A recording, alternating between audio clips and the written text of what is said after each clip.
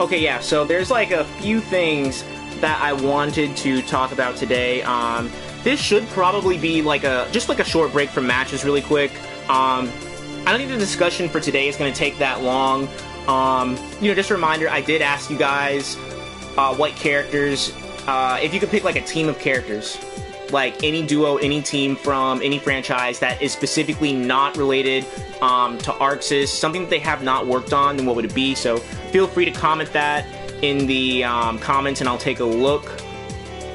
So let's see here. Yeah, first off, Texas Showdown. I'm not sure if you guys saw it, but it was pretty entertaining to watch over the weekend. I'm glad that I had the chance to watch some of it. Las Benditas. I don't know if you guys know him. I've mentioned him a few times. I played him like a few times too. He was playing Kanji Wald there at Texas Showdown, and he did a really awesome job. He did a good job putting in work with that team. So, congratulations to him for sure. Just on getting as far as he has. Zen, I actually have not. I have not been to any majors. I've been considering maybe like doing some online tournaments. Yeah, man, it's just pretty much the traveling. That's like the main thing, kind of like holding me back. I've been thinking about it. I've never actually been to like a fighting game tournament before.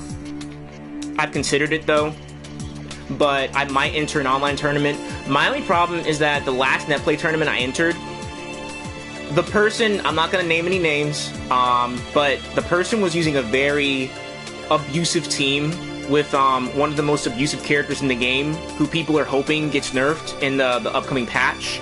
And yeah, just because the connection had some lag in it, and I did reactions based on what I was seeing on my screen, and pretty much that really cost me a couple of the rounds, and I ended up losing against this person. Whereas I went up against, if you guys know him, Realis, he plays the Yukiko Wald scene. I went up against Realis, and if I remember correctly, we actually traded some rounds. Like I wasn't free for him. He surely wasn't free for me either. But and he had a much better connection he had a much better connection, and it was easier for me to actually play. Whereas with the other person, I could not play in that, right? But yeah, that's just been my personal experience. I might try another online tournament, I'll see. Of course, if I end up playing a team like Ruby Heart, which is one of the teams I plan on playing when the patch comes out, I probably won't, it won't matter what the connection's like. Most likely with Ruby Heart, they should be able to hit a button, and as long as you're somewhere around me, I should be able to hit you. And if I happen to miss you, then their recovery, I should be able to recover before you can, hit me back, if the connection isn't the best. And that's not the case with Kanji Wald, so... But yeah.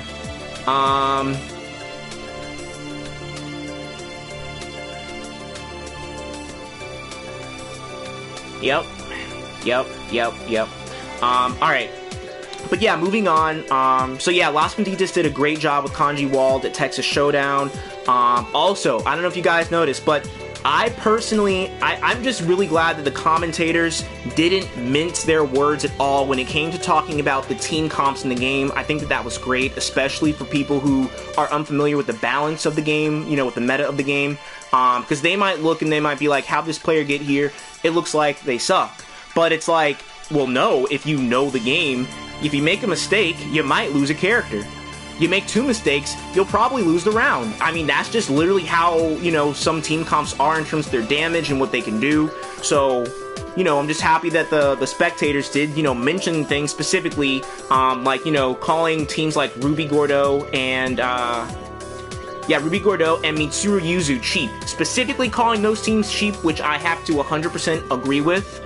And, he did even, mention that Kanji Wald isn't that great of a team, with Kanji obviously being the one that holds that team down. But yeah, also I'm happy that Shinku was able to beat that Ruby Gordo in Grand Finals. Congratulations to him. I know he had to put in, like, a lot of work to do that. I know that he deserves that first place title without a doubt.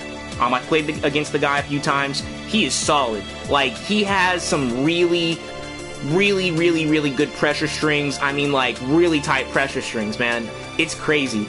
To be honest, it was interesting for me to see him DP against someone when he was under pressure. That was interesting for me to see.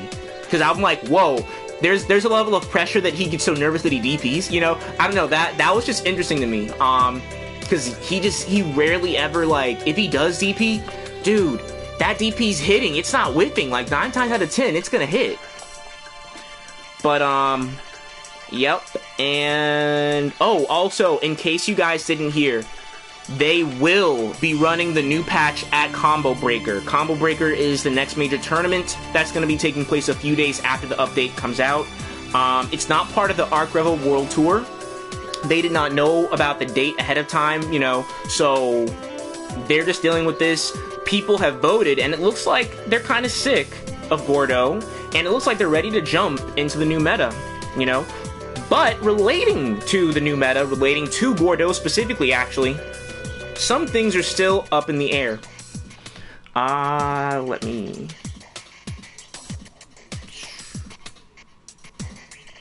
Wait, Zin. Oh, okay, you're talking about the Combo Breaker thing. For a minute, I thought you were talking about Gordeau, which I was like, wait, what was confirmed about him? Because I would like to see, you know, something confirmed in concrete relating to him. But yeah, anyway, so with Combo Breaker, with the new patch, it seems like, you know, right now, like, Arc's going back and forth, because right now, Gordeau's hitbox on Grim Reaper, from what I've seen on Twitter, it seems to be back to what it is in the current version of the game. Jonah said that, you know, 5P, you know, his 5P and his 5B are pretty much the same as they are in this game, as well as Grim Reaper. I believe he said that Grim Reaper, you know, Gordeau on point, Grim Reaper is about the same. And I sincerely hope that they change it back. They have been changing things around when it comes to the arcade version. It's not anything new in terms of, like, making a change for a character. But, you know, I hope that they just stop playing around and they, you know, they just have to nerf Gordeau. They have to. They have to. You know, I don't want Gordeau to be a walking hitbox anymore. I don't think Grim Reaper should have a hitbox that's in front of, above, and behind it. That just sounds stupid to me. You know, take the hitbox out that's at the very top, and take the hitbox out that's behind him. It doesn't make sense. Sure, keep the one in front of him, but come on, man. If I'm in cross combo and I have a character that's, you know, the good distance behind Gordeau, and, you know, someone does Grim Reaper or 5P, my character behind gets swept up in that. And that's just dumb. You know, take it out. Alright, yeah, that's what I'm saying, man. He has, like, with 5P, people talk about Ruby Gordeau being a problem. The problem here is that Gordeau is such a good character in terms of, his, what was the word? His block stun. He can keep you in block stun really, really well. 5P does that, and his Grim Reaper, you know, on point does that. And of course, you know, people who play lower tier characters like Chie or Kanji or Makoto, you know, sure, they'll pair them with Gordeau because Gordeau enables them to play that lower tier character that they really, really want to play, because they can't handle neutral properly most of the times. In most matchups, they can't. So Gordeau is the answer. But then on the flip side of that, of course, since he can be used to enable the weak ones, he can be used so that the really strong characters, the high tier characters, you can just abuse everything good about them. Okay? I personally don't think that Ruby is the problem here. I think it's Gordeau that's the problem. You know, Ruby Gordeau just enables Ruby to be twice as abusive as she usually is. That's the problem with the team. It's Gordeau, not Ruby. Trust me. You know, I'm just hoping that they do make the adjustments on him that they need to, so that he isn't still the center of the meta, because it's dumb. It really is. It's just dumb. Gray, in my opinion, Gordeau has had his time. Gordeau has had his time in the meta. If they want to slaughter him, slaughter him. I really don't even care at this point. I really don't even care. Like, just slaughter him. Just saying, man. Yeah, no, that's not the case, man. I mean, trust me, I would say, even though I haven't been to a major, I would say that I have a decent understanding of the meta of this game and how things work. I feel pretty confident saying that, man. But yeah. Okay. But, you know, hopefully that all gets taken care of. Moving on from that, yeah, you know, I did mention to you guys that there was a specific duo I wanted to talk about that I would love to see in BBTAG, you know,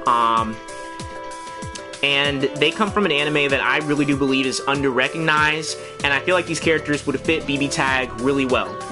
And that is Panty and Stocking.